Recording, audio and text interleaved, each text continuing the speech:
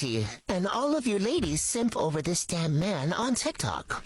We're gonna go into a little dive into my dating life as a single mother of 2 boys. This person that I went out with is a pretty large TikToker for being from Miami and being male. And really, I had a work day all day. I was shooting for this commercial. He was like, well, I want to see you come hang out. And mind you, I was like, I didn't want to, but then I was like, fine, let me just do it because I knew I was going to have the boys for several days and I wasn't going to be able to do anything. So I was like, fine, like, I'll just go. We're watching a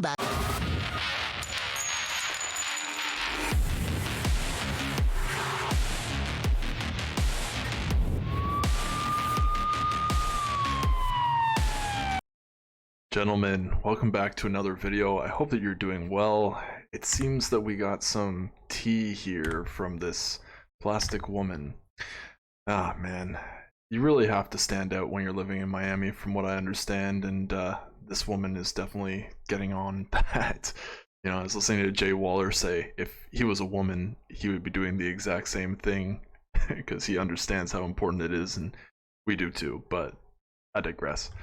Either way, we've got a compilation for you. It's on single mothers, as you can already tell. This one, mother. Let's get into it. What's this dating story? Looks bad. There we go. Let's go. game on TV, and then he's like, I'm hungry, and I'm like, okay, like, I'm at your house, like, take something out and eat, or order something to eat, like, I was like, dude, if you're hungry, like, go ahead and eat. At this point, it's like midnight, and he's still like, I'm hungry. Let's go to a food truck. There's a food truck around here. Okay, perfect. This is where it gets good. Okay, that's a good idea when you're on a date, but this guy was like Netflixing and chill. What do we have here? So he wanted to drive my new car, so we jumped in my car and went to the food truck. When we got there, he placed an order where they're standing by the pain emoji where you put your card. Before I say anything else, let me just say, this man had a trip planned a couple days later, so, I mean, he obviously works and he has money, so. Anyway, so we're standing by the machine, and tell me how he walks away. He literally walks backward and he walks away from the machine and leaves me there by myself to pay for it. Like, I wasn't the one that was even hungry. Like, it's not like I was one, I'm starving. Okay, so, but like, he's expecting me to pay for his food? Mind you, after Man, he just moonwalked out of here. He's really playing this date. Hats off to this guy, whoever the hell you are. I drove to his house after we drove in my car, and we're going to get food that you wanted. Like, no shame at all. And it gets fucking worse. Yeah, and here's the thing, man. We do all of this, and we don't complain because we know we have to do this if we want a little slice of... I'm tired of that. I don't do that stuff anymore, but listen to this entitled plastic woman telling us how, oh, it's the worst night of my life. What else? How much worse can it get? I could not get any worse. It ended up becoming the worst night of my fucking life. Part 2.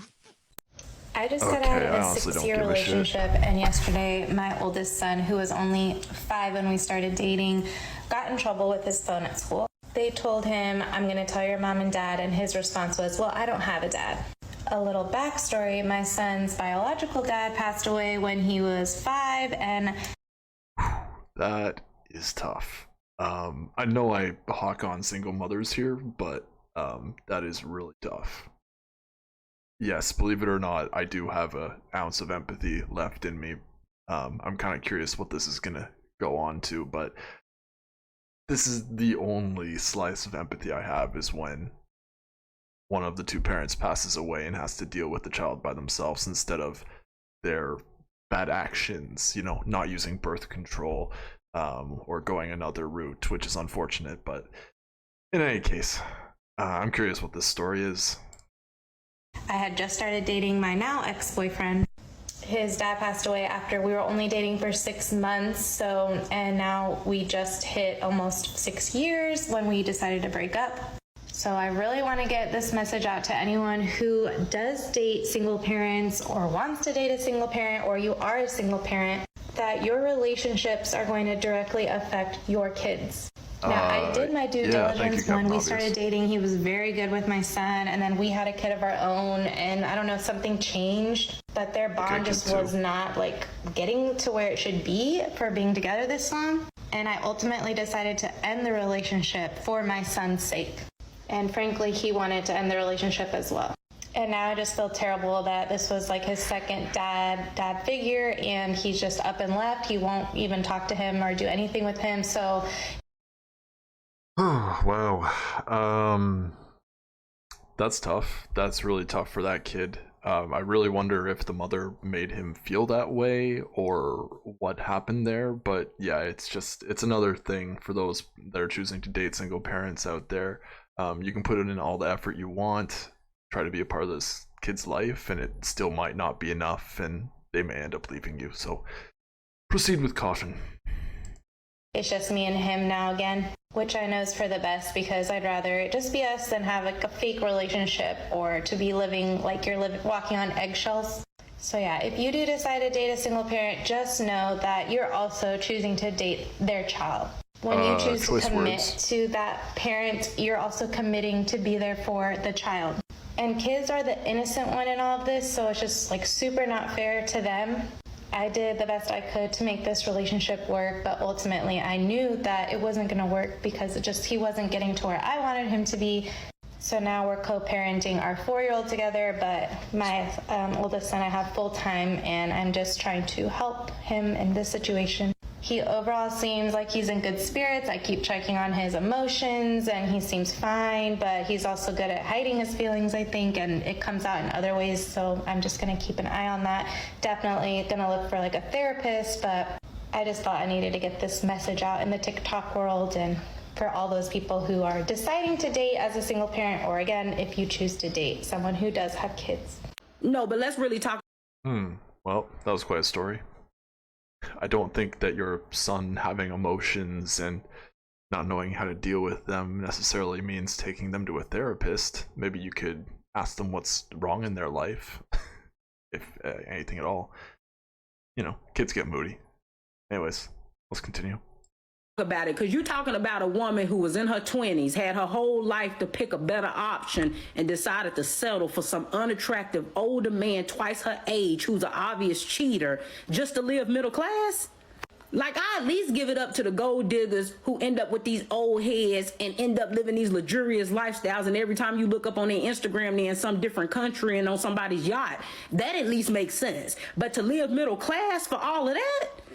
I will never be with the whole dating men extremely older than you, number one, because I got a father, right? What I look like being with some man who look like he old enough to play spades with my daddy. True. Oh, man. My daddy wouldn't have it. I'm not having it. I like my men fine, heavy on the fine. My ex is fine, fine. I will never condone the whole money over love agenda. You know why? Because I know how most women operate. Most women are too emotional to be able to handle a transactional situation. They think they can until they actually in it and realize that they can't. Like most situations that they jump into thinking that they can handle and they can't. Just like the whole, I can just be friends with him, we can just go with the flow, and then next thing you know it, you somewhere blowing up his phone, checking his location, and doing a bunch of girlfriend stuff, but you ain't no girlfriend. See, women always lie to themselves and tell themselves that they can handle more than they can actually handle. It's easy to get online and tell somebody it's a transaction, your emotions ain't involved, it's all about the money, and it's a different story about how your actual feelings are when you log offline, when you sitting in that house by yourself, and the only thing you can do is pop on YouTube and talk to strangers for hours because you're being neglected. Ooh, that was fire. She just roasted these like strong independent boss babe types there. I wasn't expecting that. I appreciate that one being thrown in there. I've been very clear about the situation why I broke up with my ex, which was simply because he didn't answer a text message or phone call when he was out with his boys. That was enough for me because I have standards. I have boundaries. I don't need a man bad enough to allow you to not respect my boundaries and standards. But what I absolutely would never do is be with no married man who had no girlfriend. Number one, I would never do that to another woman. Number two, I would never.